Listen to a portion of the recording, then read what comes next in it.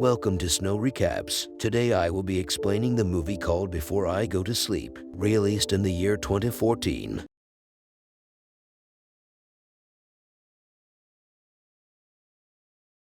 The narrator wakes up in a bedroom she does not recognize. She has no idea where she is and does not recognize anything around her. Seeing clothing that appears to belong to a much older woman, she realizes with shock that there is a middle-aged man sleeping in the bed next to her. She assumes she has gone home with this man, noting that he is clearly married. She goes to the bathroom and is shocked to see she is not the 20-something girl she knows herself to be, but a middle-aged woman. She sees photographs taped to the walls with notes attached to them. She recognizes herself and sees that her name is Christine. Confronting the man in the bedroom, he tells her that he is her husband, Ben. They have been married for decades. He tells her she was involved in a terrible accident that left her with brain damage. Every evening when she goes to sleep, she forgets everything, waking up with a blank slate the next morning. Ben gets ready for work and leaves to go teach at a nearby school. He shows Christine the photos and notes he has left around the house to help her. Christine receives treatment from Mike Nash, a neuropsychologist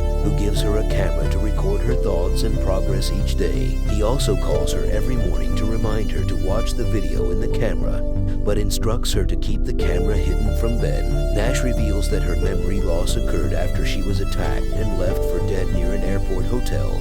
They both surmise that Ben tells Christine it was due to a car accident to avoid upsetting her. Over the course of her treatment, Christine faintly remembers a red-haired woman named Claire. Ben tells her that Claire was a friend who couldn't handle Christine's condition and ended contact with her. Later, Christine recalls that she has a son, Adam. She angrily confronts Ben over hiding their child, but he says Adam died of meningitis when he was 8. Christine also remembers the name Mike and believes it may be the name of her attacker, which she tells Nash during an appointment. He hugs her to comfort her and almost kisses her, but she pulls back and then notices on his name badge that his first name is Mike.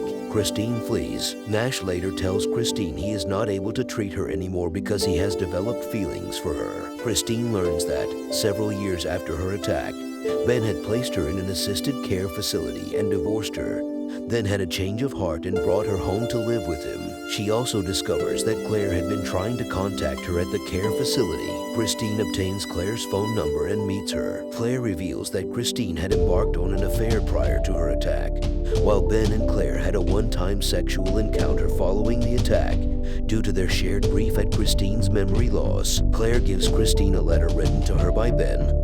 He asked Claire to give it to Christine should she ever be well enough to read it. In the letter, Ben tells Christine that he loves her, but that he had to leave her for Adam's sake, as he had begun to be afraid of her. Christine shows Ben the videos she has made on the digital camera. However, Ben angrily accuses Christine of having an affair with Nash, strikes her and storms out. Later, Claire tells Christine that Ben claims not to have seen Christine for several years. Christine describes the Ben she is living with and they realize he is not Ben. As she attempts to escape the house, Ben renders her unconscious. The next morning, Christine again awakens with no memory, but she finds the camera and sees her entry saying she loves Ben and wants to make a life with him. Ben calls Christine and tells her to pack for a trip that night. He then visits Nash and tells him to stay away from Christine. That night, Ben takes her to a hotel close to where she had been found after the attack.